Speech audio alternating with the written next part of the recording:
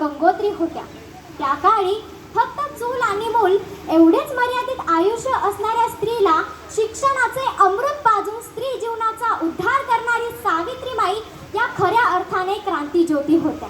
स्त्रियांची निरक्षरतेमुळेच प्रगती होत नाही, म्हणून स्त्रिया शिक्षित झाल्या पाहिजे असा निर्धार ज्योतिराव फुले यांनी केला. सावित्रीबाई फुले यांचे वाचन, चिंतन, मनन सखोल होते. आपल्या शैक्षणिक व सामाजिक कार्याबद्दल त्यांना आवड व तळमळ होती. तसेच देशासमोर नवीन आदर्श निर्माण केला. सावित्रीबाई फुले यांनी फक्त शिक्षण क्षेत्रातच नाही तर सामाजिक क्षेत्रातही अलौकिक कामगिरी केली. ज्योतिबा फुले म्हणतात, पुस्तकानं मस्तक सुधारतं, पुस्तकानं मस्तक सुधारतं, आणि जे मस्तक सुधारलेलं आहे ते कोणापुढे नतमस्तक होत नसतं. म्हणून पुस्तक वाचायचं असतं, पुस्तक वाचायचं असतं. सोसुनी अनंत यातना शिकविलेस तू स्त्रियांना, सोसुनी अनंत यातना शिकविलेस तू स्त्रियांना, धन्य धन्य होतो आम्ही थोरवी तुझी गाताना, धन्य धन्य होतो आम्ही थोरवी तुझी गाताना.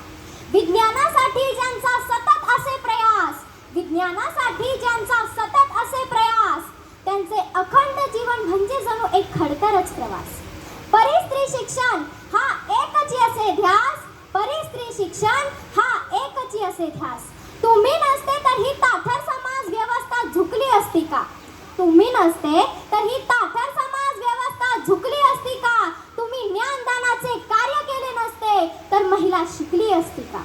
कोणी दूर केला असता महिलांच्या जीवनातील अंधकार, त्यांच्यासाठी कोणी खुले केले असते ज्ञानाचे द्वार?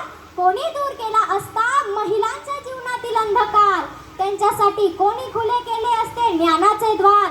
स्त्री शिक्षणाचे तुम्ही रोपटे लावले, त्याचेच आज भव्य वृंदावन झाले.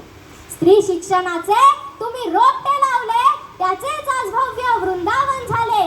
फळा फुलांनी ते सर्व बहारले, त्या फळा फुलातून आज आवाज निघतो महात्मा फुले, महात्मा फुले, महात्मा फुले. ज्यांच्यामुळे शिकली दीन दुबळ्यांची मुले, तो ज्ञानाचा दाता म्हणजेच महात्मा ज्योतिबा फुले.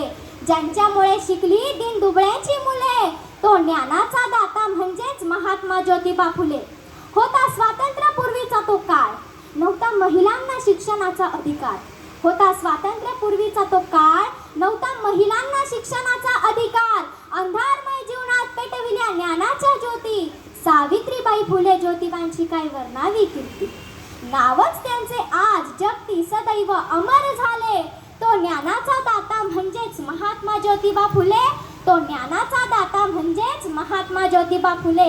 जाता जाता फक्त एवढंच बोलू वाटे, सरकारी हुद्द्यावर खुर्चीत बसली असती का?